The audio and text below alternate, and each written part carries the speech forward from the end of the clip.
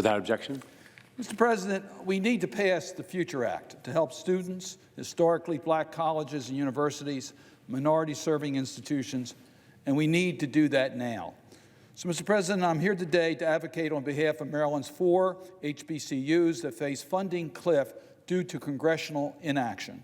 Without the immediate passage of the Future Act, Bowie State University, Coppin State University, Morgan State University, and the University of Maryland Eastern Shore face a collective $4.2 million funding shortfall now that the Higher Education Act's authorization for mandatory funding for these institutions lapsed on October 1st of this year. This clean, bipartisan, and paid-for 2-year reauthorization gives breathing room to continue to negotiate the full reauthorization of the Higher Education Act without holding these historically underfunded institutions as hostage. Our HBCUs and MSIs know that they can count on this mandatory funding each year to strengthen their course offerings in-demand STEM programs, make infrastructure improvements, and provide academic counseling and student support services to first-generation and historically underrepresented students. Throwing these budgets of these institutions into chaos directly harms their ability to serve their students and communities. Institutions would have to make decisions about potentially reducing levels of academic services, delaying needed infrastructure investments, and make long-lasting staffing decisions. These decisions are being made all across the country at schools in each of our states. Collectively, the MSIs risk losing out on $255 million in mandatory funding. Mr. President, this is an unnecessary obstacle that our HBCUs and MCIs do not need to face, and we have a paid-for available to us today to address this issue. So, Mr. President, we can get this done now.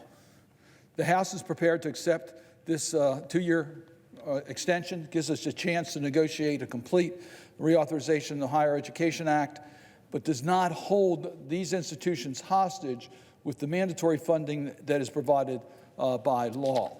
So, therefore, Mr. President, I ask unanimous consent that the Senate proceed to the immediate consideration of calendar number 212, H.R. 2486, that the Murray Amendment at the desk be agreed to, the bill as amended be considered read a third time and passed, and that the motions to reconsider be considered made and laid upon the table. Is there objection? Mr. President, reserving the right to object. The senator from Tennessee. Mr. President, I want to thank the distinguished senator from Maryland for giving me this opportunity to present the right way to help historically black colleges and universities. And I intend to do that when he's through speaking about this and explain what we can do together.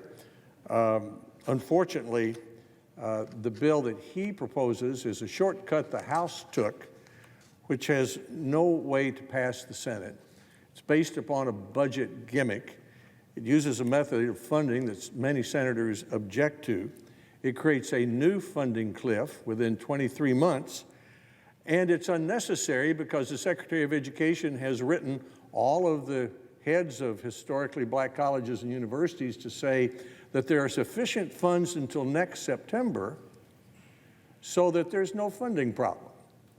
So this gives me an opportunity, which I will do in just a moment, to suggest the right way to do it. And the right way to do it is to do permanent funding of historical black colleges and universities. In the package of bills that I've introduced, that package includes other legislation, which I will discuss when my time comes, which include simplifying the FAFSA, a bill that Senator Jones and I have introduced, which will help 20 million families, including almost every student at a historically black college or minority-serving institution. The package of bill also includes grants for prisoners and short-term Pell Grants. It simplifies the federal aid letters. This package is ready. It includes short-term Pell Grants, as I mentioned. This package has been put together by a number of Democratic and Republican senators. It's ready to pass the Senate. It's ready for the President to sign it. It permanently funds black colleges and universities instead of this shortcut. So in a moment, I will talk more about that, but in the meantime, I object. Objection is heard. Mr. President, Senator from Maryland. I respect greatly the chairman of the committee. I know his sincerity in dealing with higher education and education in our country. But the issue is pretty simple. Without the continuation of mandatory funding as provided by current law, historically black colleges and universities and minority-serving institutions cannot rely upon the funding source that the chairman is talking about. There are going to be tough decisions that are going to have to be made on infrastructure improvements, tough decisions on staffing, and there's no need for it because we all agree that the mandatory funding should continue. I'm all for permanent extension. What this UC will do is give us the 2-year window to make sure we pass higher education authorization refunding. The issues that the chairman's going to talk about are all matters that are under discussion and debate that have to be worked out between the members of his committee, the floor, reconciliation between the House and the Senate. In the meantime, historically black colleges, universities, and minority-serving institutions will suffer. So I fully support what the chairman's trying to do in getting matters accomplished, but if I understand the unanimous consent that he'll be asking for, it doesn't deal with all the issues that need to be dealt with. We have to fully address challenges students face with college access, affordability, accountability, campus safety. The chairman's bill does not meet that test and limits what we could do in the future to meaningfully address the cost of attending and succeeding in colleges.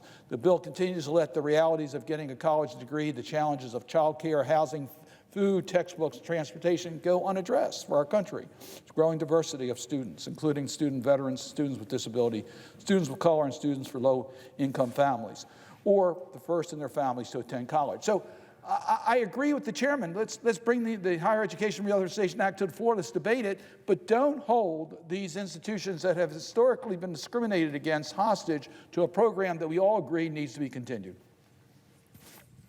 Mr. Chairman, Mr. President. The senator from Tennessee. Mr. President, then why would we hold hostage bipartisan legislation that would simplify from 108 questions to 18 to 30 the FAFSA, the federal aid that 20 million families fill out every year in this country unnecessarily? Why are we holding that hostage? Why are we holding hostage the legislation introduced by Senator Portman and Senator Kaine and co-sponsored by Cardin, Gillibrand, Hassan, Klobuchar, Stabenow, Baldwin? These are all Democrats, Mr. President. Brown, now here's a Republican, Capito, Coons, Ernst, Jones, Moran, Shaheen, Sinema, Smith, Wicker, and Braun. This is legislation that we all agree on, or at least that many, on short-term Pell Grants.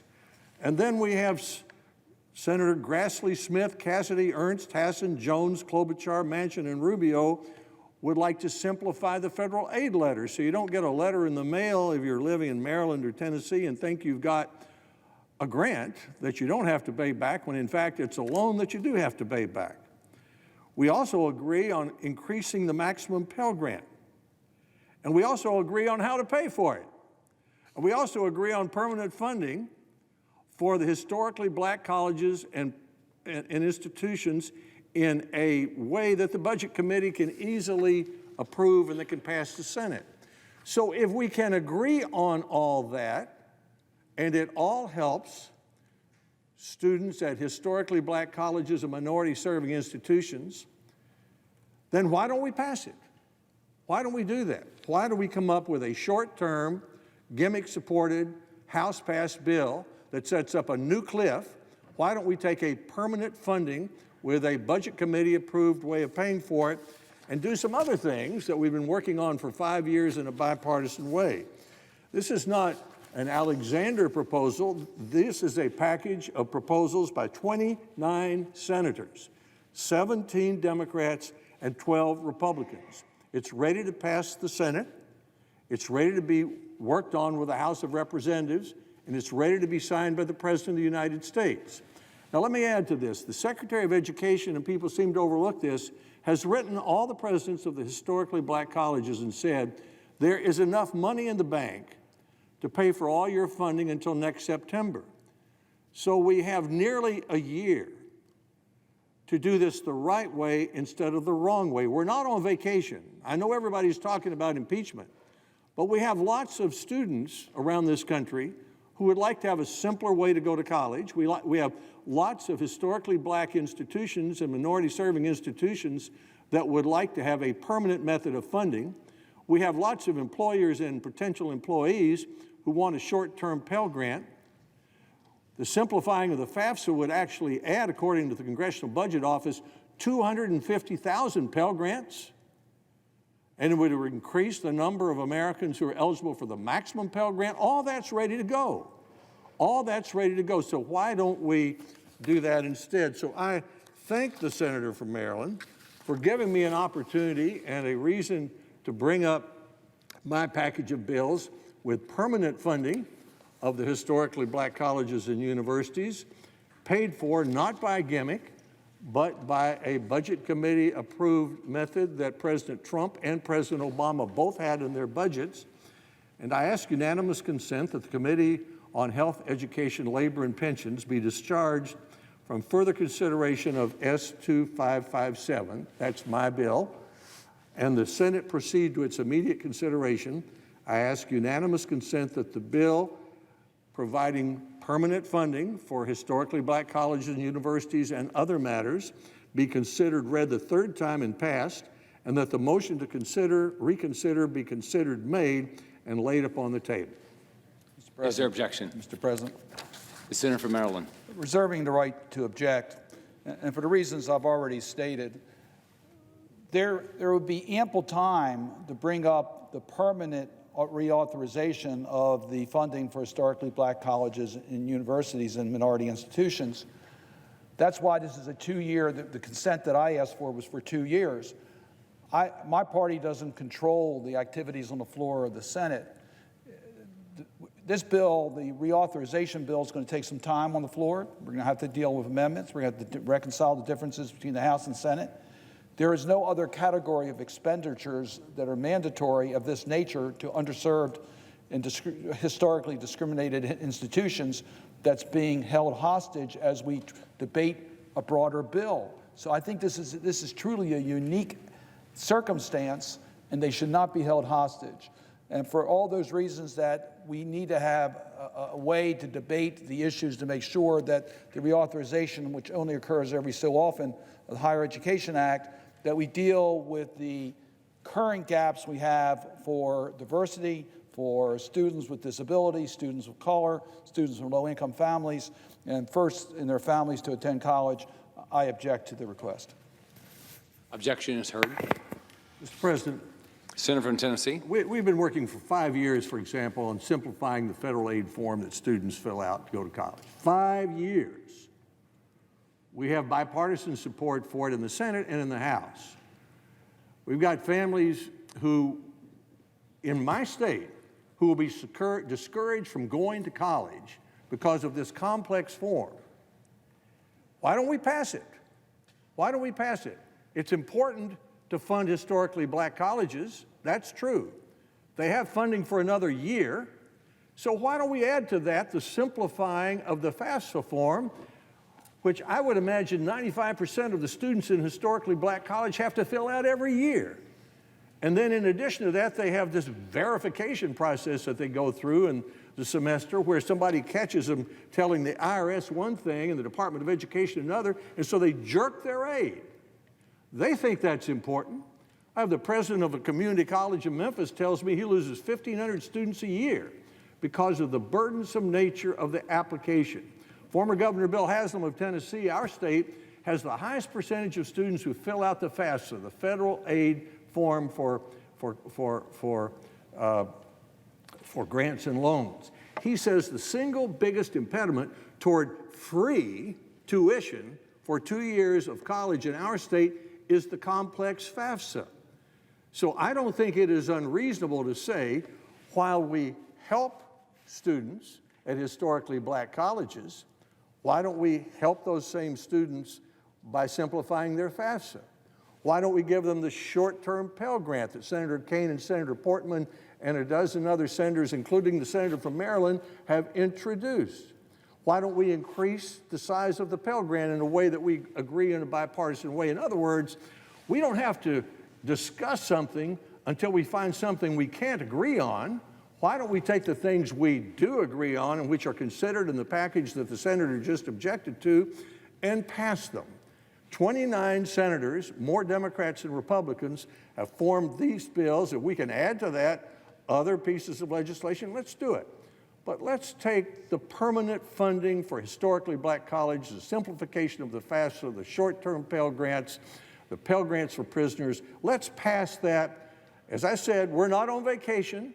We should be able to do this in the next few weeks, next few months. I mean, how long does it take us to pass something we already agree on? Shouldn't take us very long. So I'm disappointed that the senator has objected, and I hope to keep coming to the floor and asking for the Senate to approve it. And more importantly, I hope to keep working with the distinguished senator from Washington State in our Health, Education, and Labor Committee. We've often been able to work these matters out, even when they're contentious, and offer to the Senate a bipartisan package. I hope we can do that. I yield the floor.